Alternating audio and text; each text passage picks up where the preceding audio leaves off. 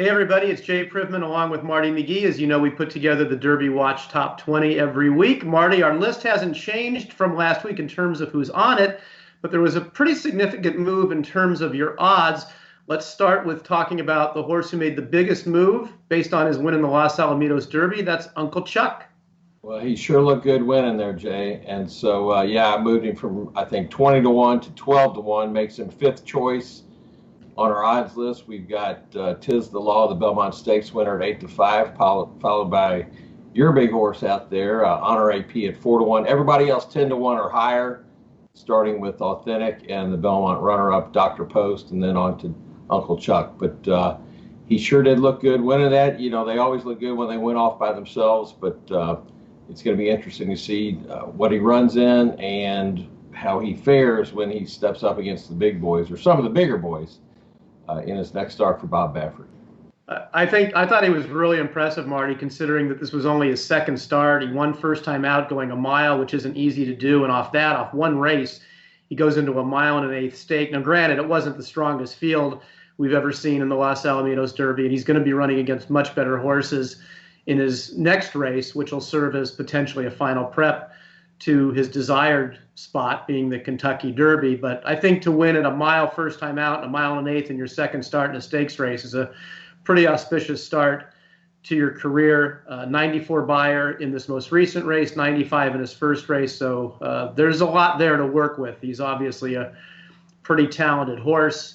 Marty, it looks like his next race is either going to be the Shared Belief or the Travers, and whichever race he doesn't go in will be where his stablemate Cezanne goes. Cezanne raced last Thursday in an allowance at Los Alamitos. Like Uncle Chuck, he was making his second start.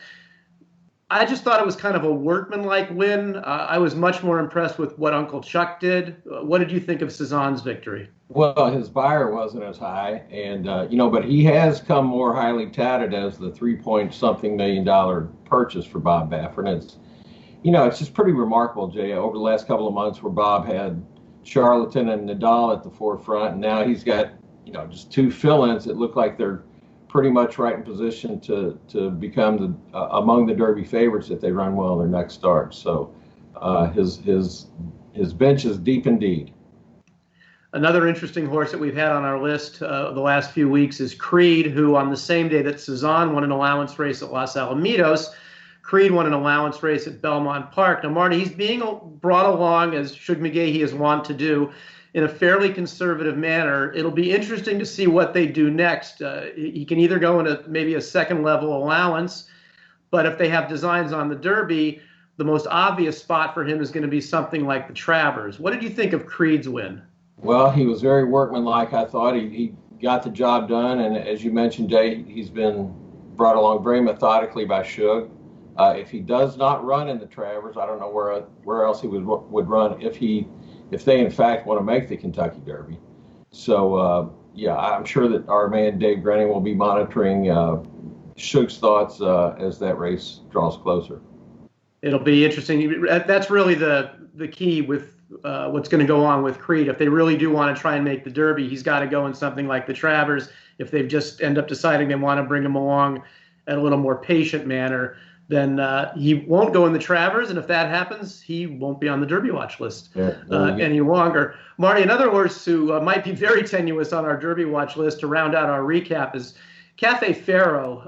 I was really impressed with his win in his previous race, but earlier today in Tokyo, he just belly flopped. A poor seventh in the Japan Derby, beaten 12 lengths. As of the moment, still no indication as to whether he'll come for the Kentucky Derby. He still is atop the points list, but obviously we're going to have to see how things transpire with him. I don't know what to make of him. As much as I liked his previous couple of races, he was just flat awful today.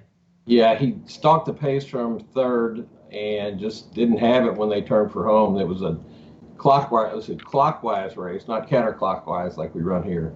But when in the final quarter mile, it came up empty, very much unlike his prior race there in Japan. So the winner of that race was another American Farrow colt named Donan Farrow. And you would think that if Cafe Farrow doesn't, if his connections don't opt to come for the Derby, that maybe the other Farrow colt will. And that's correct. He's now the second ranked horse, the winner of that race, on the Japan Road to the Derby list. So he'd be first up if the connections of Cafe Farrow elect not to come. Well, that is our recap of all the races that impacted the Derby Watch Top 20 over the past week. Also here at DRF.com, you'll find a preview video of the Bluegrass Stakes, which has 5 current Derby Watch Top 20 members and a couple others who are on the bubble. Stay tuned here for that. For Marty McGee, I'm Jay Privman. Thanks for watching.